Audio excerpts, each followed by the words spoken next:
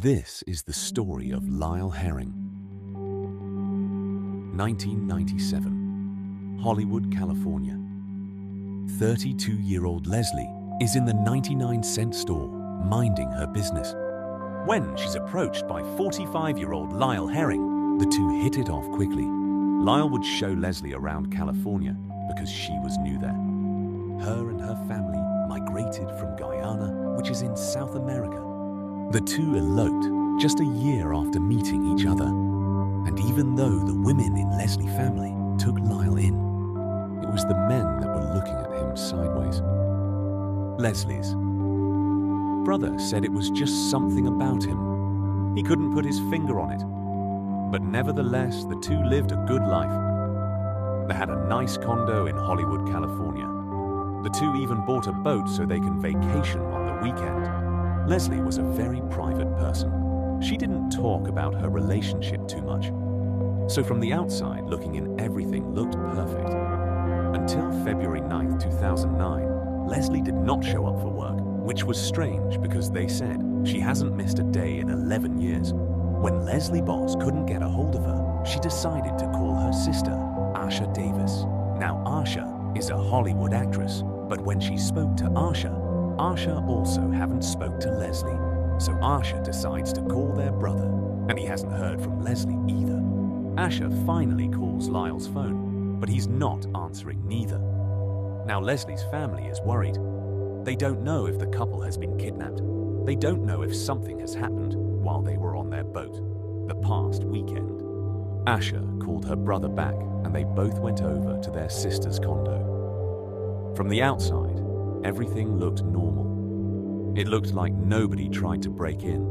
They knocked multiple times and waited outside of Leslie's condo for hours.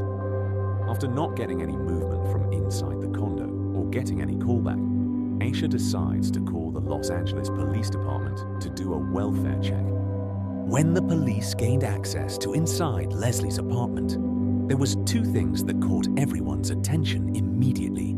A candle was knocked over, and the wax had hardened on the counter and on the floor. In the bathroom, there was a pile of wet and dry towels. The police filed a missing person report and began trying to see when was the last confirmed sighting of Leslie, which was Friday, February 6th, when she was packing up to leave work for the weekend. But her phone told a different story. On February 8th, the day before she was reported missing, Leslie was receiving and answering calls, but still, no sightings of her. Leslie's family launched an intensive campaign to find her. Her sister, Asha, used her status and her platforms to get her sister's face and name out there. This case made headlines. Asha had said herself, she thought something terrible had happened to her sister. They had no leads nor location from Leslie or Lyle. But just 2 weeks later, Lyle's car is stopped at the Mexican border. Hes alive, Hes unharmed, but Hes alone. He was immediately taken in for questioning.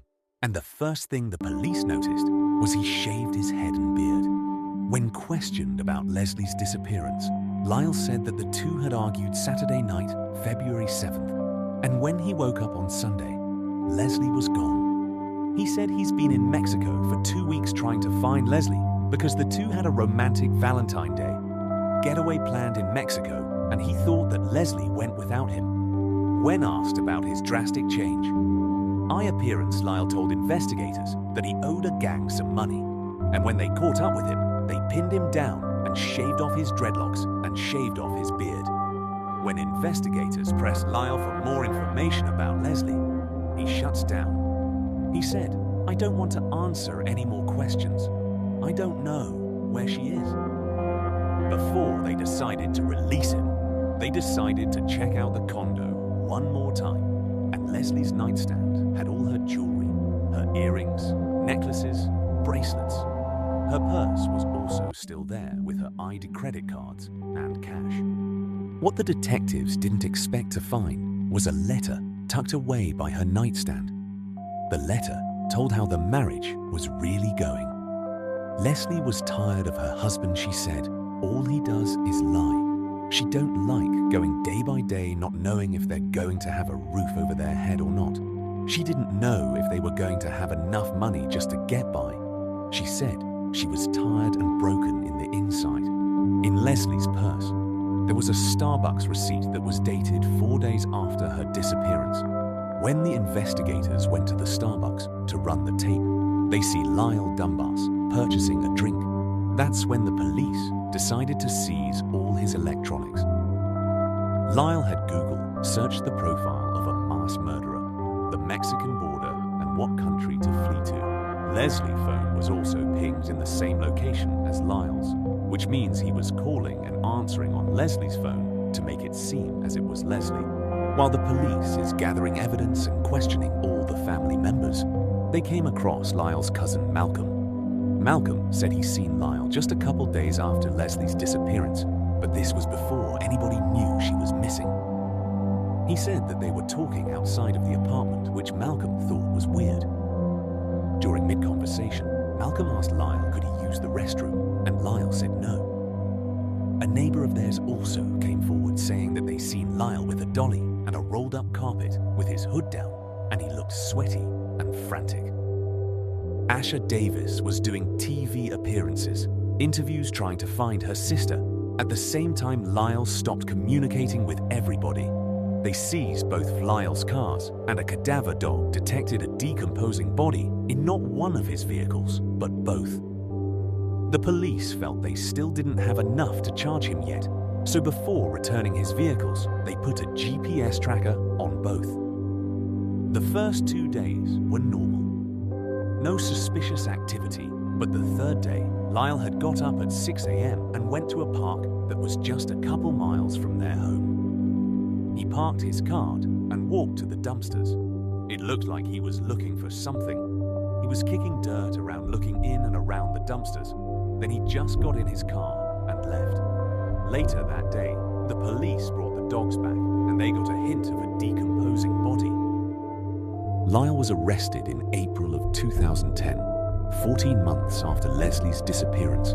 His trial started in April 2013, and he was convicted of second-degree murder.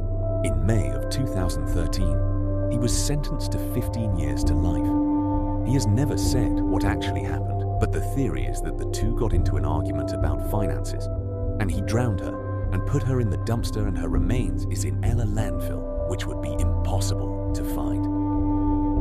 The detective said the steps he took to not get caught is what got him caught. They said if he didn't do that, he probably would have gotten away with it. What a dummy. Yeah, this one got out of control real quick. Subscribe for more midnight shenanigans.